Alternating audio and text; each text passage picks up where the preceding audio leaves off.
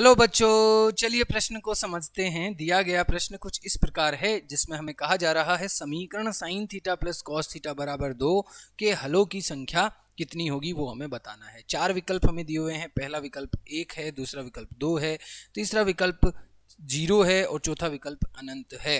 तो इन चारों विकल्पों में से एक हमारा सही उत्तर होगा। तो चलिए सबसे पहले प्रश्न को हल करते हैं। सबसे पहले प्रश्न के अंदर हम मुख्य अवधारणा को लिखते हैं। मुख्य अवधारणा के अंदर आप लोगों को मैं बताऊंगा कि साइन थीटा का जो अधिकतम मान होता है वो कितना होता है और कॉस थीटा का जो अधिकतम मान होता है वो कितना होता है। तो आपको पता होना चाहिए कि साइन थीटा का अधिकतम मान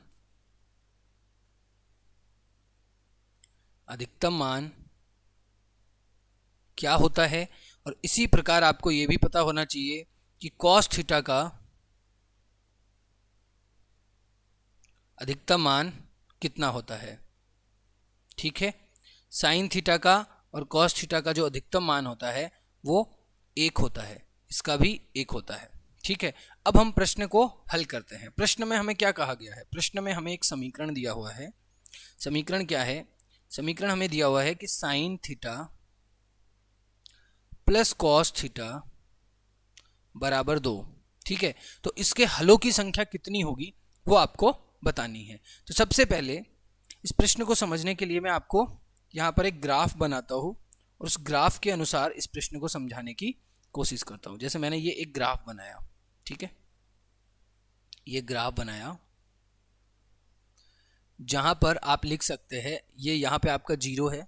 ठीक है, मैं कलर थोड़ा दूसरा ले लेता हूँ। ये आपका 0 है, यहाँ पे ये 0 है। ठीक है, और यहाँ पे मैंने 90 रख दिया, यहाँ पे मैं 180 रख रहा हूँ। ठीक है, और यहाँ पे मैं 270 रख रहा हूँ। ठीक है, अब ध्यान से समझना इस प्रश्न को। पहले मैं ग्राफ बनाऊंगा साइन थीटा का, उसके बाद मैं बनाऊंगा कॉस थीटा का। ठीक है, या फिर पहले कॉस थीटा का बना लो, बाद में साइन थीटा का बना के आपको दिखा दूंगा। तो देखिए, सबसे पहले अपन साइन थीटा का बनाते हैं। तो साइन थीटा में क्या होता है, जैसे यहाँ पे मैं कह दूँ कि ये 1 है। ठीक है, ये समझते हैं कि ये 1 है और यहाँ पे ये -1 है। ठीक है, तो साइन थीटा का जो ग्राफ होता है मैं ग्रीन कलर में लेके चल रहा हूँ। ठीक है, ध्यान से आप समझना ताकि आपको कोई दिक्कत ना आए। जब मैं 0 से स्टार्ट करता हूँ तो वो 1 पे अधिकतम है। ठीक है, यहाँ पे क्या है, अधिकतम है। ठीक है, और उसके बाद 180 पे न्यूनतम। इस तरीके से वो जाता है और फिर वो वापस ये देखिए यहाँ -1 पे आएगा और फिर यहाँ ऊपर, एक मिनट थोड़ा सा इसको मैं कट करता हूँ यहाँ पे। यस, हाँ, अब देखिए ध्यान से समझिएगा, बड़ा प्यारा प्रश्न है। यहाँ से -1 और फिर अधिकतम वापस वो चला जाएगा इस तरीके से। ठीक है, ये होता है साइन थीटा के लिए। अब इसी प्रकार यदि मैं कॉस थीटा के लिए बनाऊं, ठीक है, तो कॉस थीटा 1 से स्टार्ट करेंगे, ये 1 से चला। ठीक है, और ये देखिए अधिकतम 1 है और ये न्यूनतम। फिर उसके बाद यहाँ से वो जाएगा घूमता हुआ। ठीक है, और यहाँ से चला और फिर 180 पे वो चला जाएगा, जैसे इस तरीके से।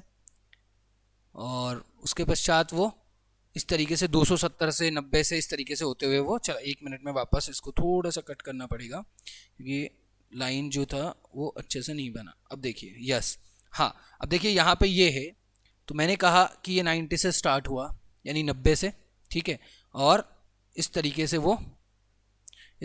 वो ऐसे समझते हैं। ठीक है, मान लो इस तरीके से ये एक ग्राफ हो गया। तो आप यहाँ पे एक चीज़ जो है वो देख पा रहे होंगे कि जब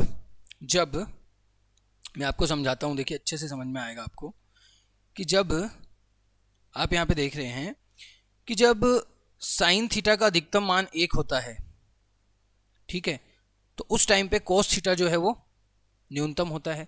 ठीक है, और कॉस थीटा न्यूनतम है तो साइन थीटा अधिकतम है, साइन थीटा अधिकतम है तो कॉस थीटा न्यूनतम है।